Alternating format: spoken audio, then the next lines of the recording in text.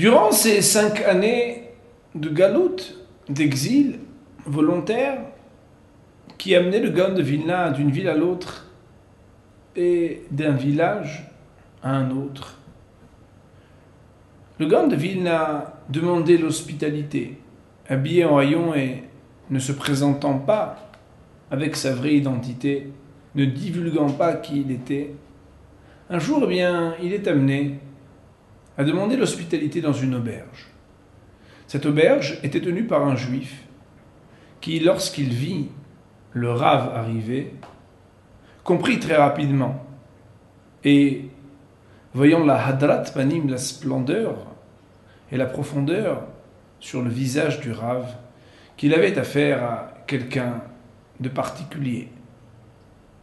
Alors il était très heureux, et puis comme les chambres étaient libres, il a pu accueillir le Gaon de Vilna en lui donnant la plus belle chambre. Il se disait, presque en fredonnant, un Talmid Hacham, un sage d'Israël ici, que j'ai l'honneur de pouvoir recevoir. Quel plaisir! Et après que le Gaon de Vilna soit entré dans cette chambre, le lendemain matin, le Baal Arsania, c'est-à-dire le patron de cet hôtel, l'aubergiste, prépare un petit déjeuner qu'on peut imaginer le plus strictement cachère pour honorer le grand Rav. Et encore en se disant un Talmid Hacham, quel plaisir, quel honneur. Il entend arriver les chevaux qui amenaient jusqu'à lui le Paritz, c'est-à-dire le souverain de la région. Oy vavoy, se dit-il en s'exclamant. Voici donc le souverain, celui qui gouverne sur toute la région. Il va certainement vouloir sa chambre, la plus belle. Lui qui dirige et qui décide le sort de chaque commerçant, de chaque aubergiste de la région. Oy vavoy, que va-t-il m'arriver lorsque je vais lui dire que sa chambre n'est pas prête, enfin, pire que ça, qu'elle est occupée, et en plus par un rabbin? Comment va-t-il réagir? Pris de peur, il se raisonne. Enfin, il s'agit d'un Talmid Hacham. Je fais honneur à un sage d'Israël. Pas pour lui, mais parce qu'il porte la Torah. Je dois assumer. Et Be'ezrat Hashem, en lui disant, de manière très sincère, quelles sont mes intentions pour avoir donné cette chambre à un maître d'Israël, j'ose espérer que Kadosh Baruch Hu m'épargnera. Après tout, c'est bien la volonté de Dieu que d'honorer ses sages, ceux qui portent le message de sa Torah. Et c'est ainsi que le Paritz, le gouverneur, qui, comme on l'a dit, était souverain sur toute la région et décidé du sort de chacun, entre.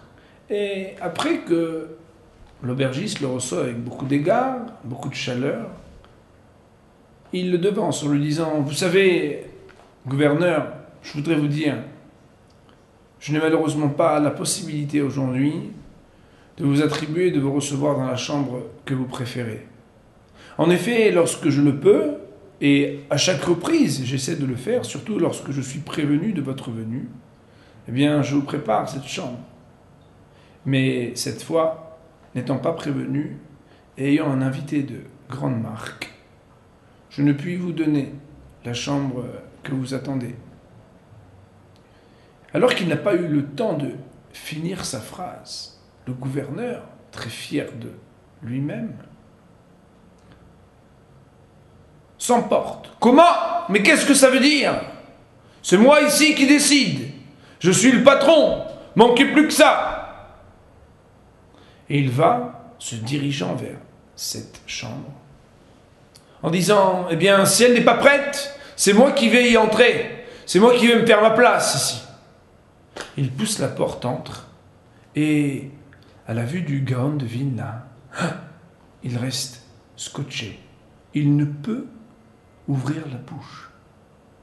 Comme bloqué, il voit cet homme pieux, avec les yeux rivés sur son livre, sur son sefer, en train d'étudier la Torah. Et l'histoire nous raconte que son exclamation était de dire, eh bien, je ne sais pas pourquoi, mais monsieur l'aubergiste, vous avez bien raison. Cet homme-là est Ish Elohim, un homme de Dieu. Allez donc, s'il vous plaît, lui présenter mes excuses en mon nom. Lui dire que je ne voulais pas le déranger dans son étude.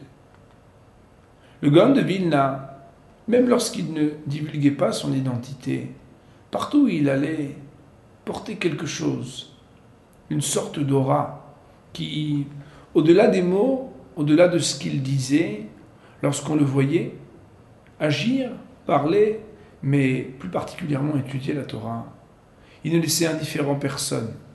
Même des gens qui, juifs ou non juifs, étaient mal intentionnés, lorsqu'ils voyaient son visage, lorsqu'ils le voyaient attaché à la Torah d'Hachem, à la Torah de Dieu, eh bien, ils étaient obligés, malgré eux, de reconnaître la valeur et de donner le kavod au hachami.